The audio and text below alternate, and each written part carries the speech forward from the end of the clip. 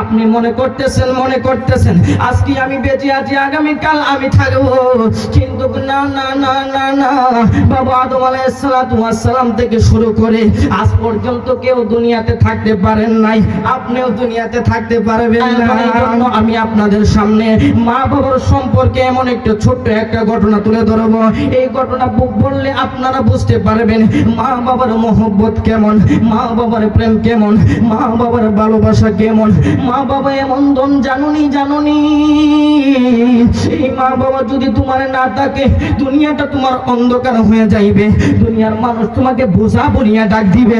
আর তোমার মা বাবা ওই সন্তান একটা ডাক দিয়া কই, মা আমি তো এখন এতিম হয়ে গেলাম, আমার বাবা তো দুনিয়ার মধ্যে পাইছা নাই। ওই সন্তান কান্দে,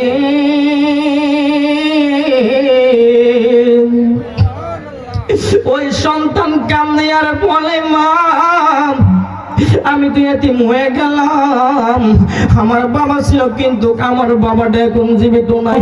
মান কানা নবিয়্যান ওয়া আদম বাইনাল মাই ওয়াত-তিন ফাকাদ ক্বালা আল্লাহু তাআলা ফি কালামিহিল মাজিদ وفي فرقانه الحميد। সকলে আমার সাথে সাথে পড়ুন, আউযু বিল্লাহি মিনাশ শাইতানির রাজীম, বিসমিল্লাহির রহমানির রহিম। وما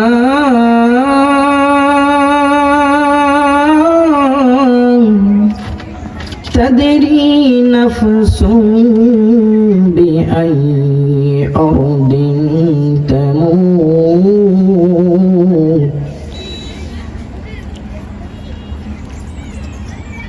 وقال تعالى قال رسول الله صلى الله عليه وسلم رضا الرب في رضا الوالدين وسخط الرب في سخط الوالدين। সকলে মহব্বতে বলুন আলহামদুলিল্লাহ। আল্লাহ পাকের দরবারে লাখো কোটি শুকর যে আল্লাহ পাক রব্বুল আলামিন আজকে আপনাকে আমাকে এই মাহফিলের মধ্যে আসার এবং বসার তৌফিক দান করেছেন। এই জন্য আমি সহ আপনারা সকলে মহব্বতে শুকর আদায় করুন, বলি আলহামদুলিল্লাহ। তো আওয়াজে বলি আবারও আলহামদুলিল্লাহ। আরেকটু জোরে বললে খুশি হব, জোরে বলুন আলহামদুলিল্লাহ।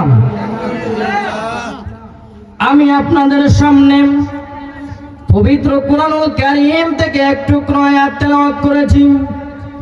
আল্লাহ পাক রব্বুল আলামিন বলেন, আল্লাহু আকবার ওয়ালিল্লাহিল হামদু বিসমিল্লাহির রহমানির রহিম।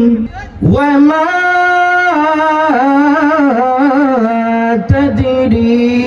نفس بأي أرض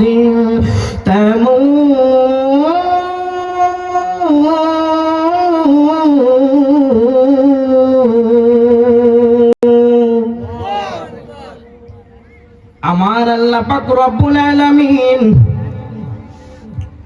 পবিত্র কুরআনুল কারীমের মধ্যে ডাক দিয়া বলেন, ও দুনিয়ার মানুষ তোমরা শুনে নাও, এ দুনিয়ার মানুষ তোমরা শুনে নাও।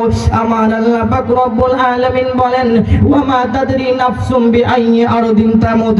এ দুনিয়ার মানুষ তোমরা জানো না, কেউ বলতে পারবে না কার মরণ কোন সময় হয়ে যায়, কার মরণটা কখন হয়ে যায়, দুনিয়ার মানুষ কেউ বলতে পারবে না। এই যে আজকে দেখা যাইতেছে বড় হাত কুবিলাম কবরস্থান পূর্বে পাড়া ডক্টর আব্দুল কাশেম বাদলের মা এবং বাবার জন্য, মা এবং বাবার মৃত্যুর বার্ষিকী, মা এবং বাবার জন্য এবং এলাকাবাসীদের মৃত্যুর রূহের মাগফিরাত কামনায় আজকের এই দোয়ার মাহফিল। ধরে বলুন সুবহানাল্লাহ। সাউন্ড একটু তুলে দেন। এই জন্য আজকে যেহেতু কবরবাসীদের রূহের মাগফিরাত কামনায় আজকের এই মাহফিল, এখনো সময় আছে আপনারা যারা মাহফিলের মধ্যে আসেন নাই, আপনারা এখনো সময় আছে আজকের এই মাহফিলের মধ্যে চলে আসুন। কারণ মরণ যখন চলে আসবে, আপনি যতই মরণ থেকে বাঁচতে চান, এই মরণ থেকে আপনি বাঁচতে পারবেন না। আপনি মনে করতেছেন আজকে আমি বেঁচে আছি, আগামীকাল আমি থাকবো, কিন্তু না না না না না, বাবা আদম আলাইহিস সালাম থেকে শুরু করে আজ পর্যন্ত কেউ দুনিয়াতে থাকতে পারেন নাই, আপনিও দুনিয়াতে থাকতে পারবেন না। যেহেতু আজকে মা বাবার জন্য দোয়ার আয়োজন, এই জন্য আমি আপনাদের সামনে মা বাবার সম্পর্কে এমন একটা ছোট্ট একটা ঘটনা তুলে ধরব। এই ঘটনা বললে আপনারা বুঝতে পারবেন মা বাবার মহব্বত কেমন, মা বাবার প্রেম কেমন, মা বাবার ভালোবাসা কেমন। মা বাবা এমন ধন জানুনি, এই মা বাবা যদি তোমার না থাকে, দুনিয়াটা তোমার অন্ধকার হয়ে যাইবে। দুনিয়ার মানুষ তোমাকে বোঝা বলিয়া ডাক দিবে। আর তোমার মা বাবা এমন মা বাবা যে তোমাকে এত সুন্দর করে ডাক দিবে, যে মা তুমি যদি একবার না খাও, দুনিয়ার মানুষগুলো, যে সমস্ত মানুষগুলো আছে, তারা বলবে কি রে বাবা তুই খাস নাই, আস না আমার ঘরে একদিন খায় ফেলা, আমার ঘরে একদিন খায় ফেলা। কিন্তু মা সন্তান যখন না খায়, বাবা যখন সন্তানকে দৌড়ানি দেয়, মা পিছন দর দিয়া এসে ডাক দিয়া কই আমার সন্তানকে মারবা না, ওই সন্তানটাকে পিছন দিয়া মায়ে কিন্তু আবার খাইয়া দেয়। এই জন্য আমার বাবারা, আমার বন্ধুরা, যুবক ভাইয়েরা, আজকের মাহফিলে যারা এখনো আসেন নাই, যারা মা এবং বাবার পাগল, আপনারা ঘরের মধ্যে বসে থাকবেন না। আল্লাহ এবং নবীর মহব্বতে আপনারা সকলে আজকের মাহফিলের মধ্যে চলে আসেন। এই জন্য একজন সন্তানের ঘটনা আমি আপনাদের সামনে তুলে ধরবো, আপনারা বুঝতে পারবেন মা বাবার আলোচনা কিরকম, মা বাবার মহব্বত কিরকম, মা বাবার প্রেম কিরকম। এই জন্য বাবারা, যুবকের দল, যার ভিতরে মা বাবার মহব্বত আছে, ওই সন্তান আজকে ঘরের মধ্যে বসে থাকতে পারে না। যেহেতু মাহফিলটা আজকে মা বাবার স্মরণের, সুবহানাল্লাহ বলেন।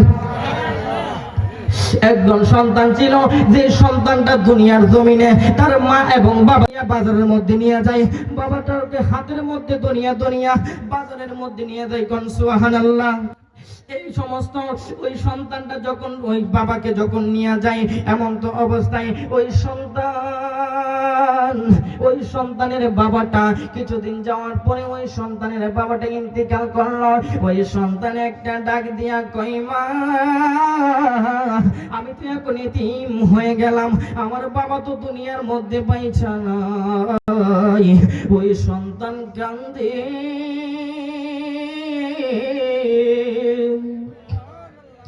ওই সন্তান কান্দে আর বলে মা, আমি তো এতিম হয়ে গেলাম, আমার বাবা ছিল কিন্তু আমার বাবাটা এখন জীবিত নাই। ওই সন্তানটা কান্না করতে করতে যখন কান্না করে, মা ডাক দিয়া কয় সন্তান, তুমি যদি তোমার বাবার জন্য কান্না করো, এইভাবে কান্না তো পাইবা না। তুমি যাও হাতের মধ্যে একটা কোরআন নিয়ে তোমার বাবার কবরের মধ্যে চইলা যাও, যাইয়া তোমার বাবার জন্য দোয়া করো, তোমার বাবার জন্য দোয়া করো, তোমার বাবার জন্য দোয়া করতে থাকো। ওই সন্তানটা ডাক দিয়া কই মা, আমি সন্তান তো কোরআন পড়তে পারি না। মা ডাক দিয়া কই সন্তান, তুমি কোরআন তেলাওয়াত করতে পারো না, এই জন্য বলি কান্দো। ওই সন্তান কোরআন তেলাওয়াত করতে পারে না। মা একটা ডাক দিয়া কই সন্তান, তুমি কি কোরআন তেলাওয়াত শিখবানি? ওই সন্তান একটা ডাক দিয়া কই মা,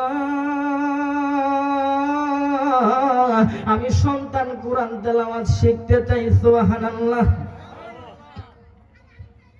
ওই সন্তান একটা ডাক দিয়া কই মা, আপনি আমার কোরআন শিক্ষা করাইবেন। আমি সন্তান আপনি মায়ের কাছে কোরআন তেলাওয়াত শিখব।